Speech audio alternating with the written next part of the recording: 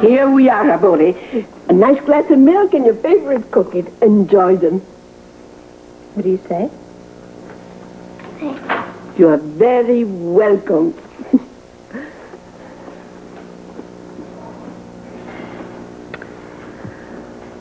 What say you that we go away together for a little while, just the two of us? Well, what about school? I'll speak to the principal, get you some time off. Then, when you get back, all your friends will have forgotten, and they won't be so mean to you. Hmm? That might work. Can we really go? Yeah. I invited you, didn't I? Go and get the atlas and we'll choose where we'll go. How far away is Kathmandu? Kathmandu? Turn left at the light. Hello? I wanted to see how you and Robin were. We're fine. Have you got a minute to talk? We've got nothing to talk about. I hoped we might discuss the future. We don't have a future. And whatever lies ahead for me is my business. And I hope that you and Camellia are cleared. You know how little my freedom means to me. I can't share it with you. Dan, I've got to get back into it. Don't call me here again, all right? Who was that on the phone? No one important. Come on. Let's see about these travel plans. Kathmandu, you say?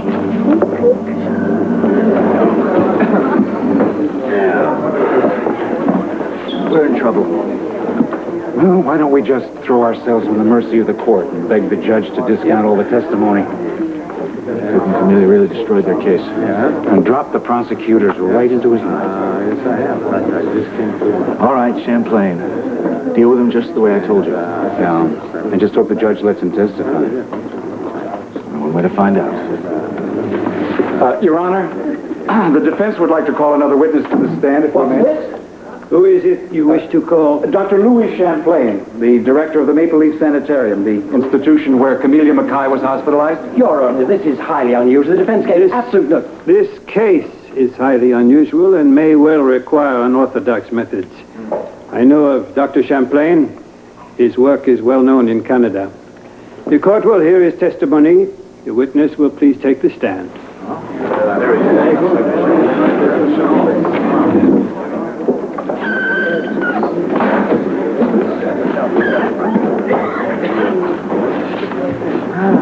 Place your left hand on the Bible and raise your right hand. I'm not so sure this is a good idea. Except there's a last resort, Duke. If you and Camellia walk, it's going to be because of his testimony. I do. State your name. Dr. Louis Champlain. All right. Dr. Champlain, when did you first meet Camellia Mackay? Approximately 4 years ago, her father and brother brought her to Maple Leaf Home. And what sort of shape was she in? She was in a deep state of shock. Objection, Your Honor.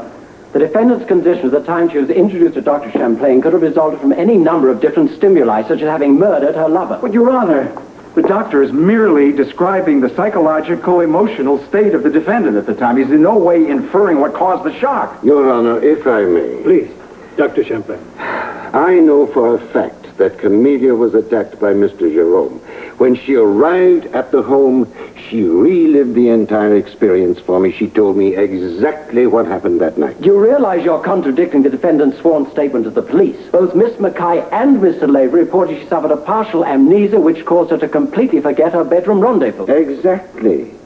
What was crystal clear to Camellia at first gradually began to blur and then vanish altogether. Within days, she couldn't remember Evan Jerome's name, the man who had tried to rape her. Your Honor, this is still hearsay. No. I'm afraid it is, Dr. Champlain, unless you can give direct proof of your conversation with the defendant on the night she relived the events in question, short of a tape recording. Oh, I have that tape, Your Honor. I routinely record the assertions of my patients. And on it she describes what happened that night with Mr. Jerome. Your Honor, this tape is clearly inadmissible. Your Honor, justice demands that this tape be heard. Gentlemen, I will hear arguments from both sides. Should this court listen to Dr. Champlain's tape or not?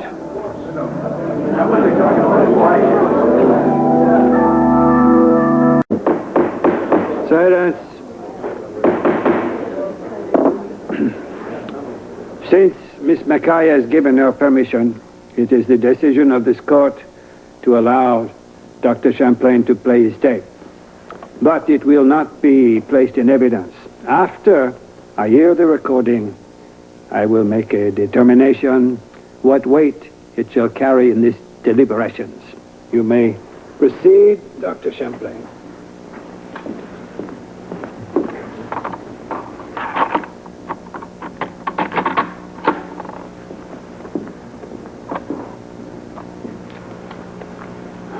My name is Camellia Mackay. What happened to you a few nights ago, Camellia? I don't know where to start. Wherever you feel comfortable, I'd just like to know what brought you here.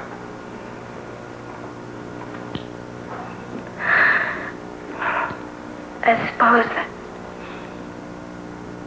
none of this would have happened if I hadn't fallen in love with Duke. The time we spent together was so perfect. We were so happy. I never thought it would end like this. Like what, Camellia?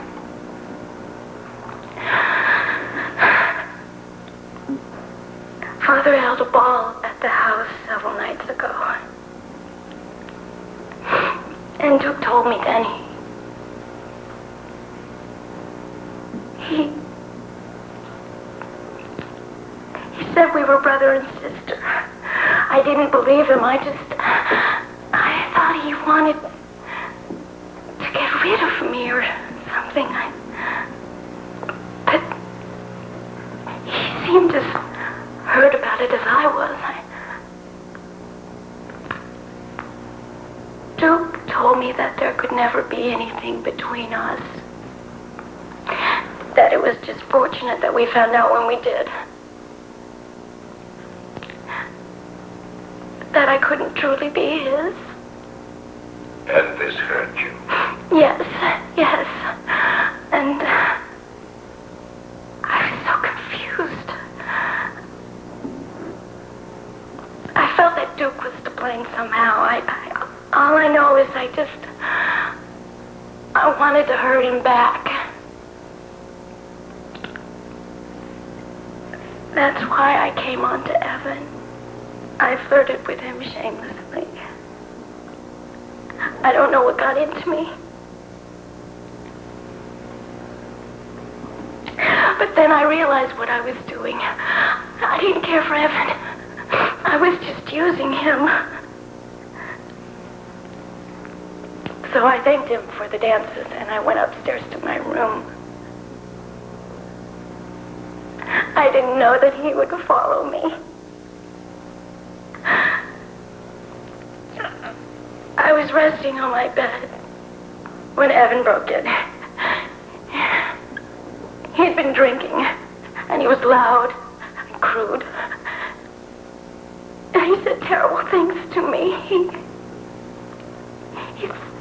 threatened to force himself on me. I told him to get out. It's when he hit me. I screamed, but he just kept hitting me, and then he started tearing off my clothes. And I tried to fight him, but he was just so strong. I had never been with a man before. He hurt me, Doctor. And then he touched me. And he kept hitting me and touching me. I didn't know. I thought Evan was going to kill me. Oh, God, I wish he had. Why wasn't I the one to die?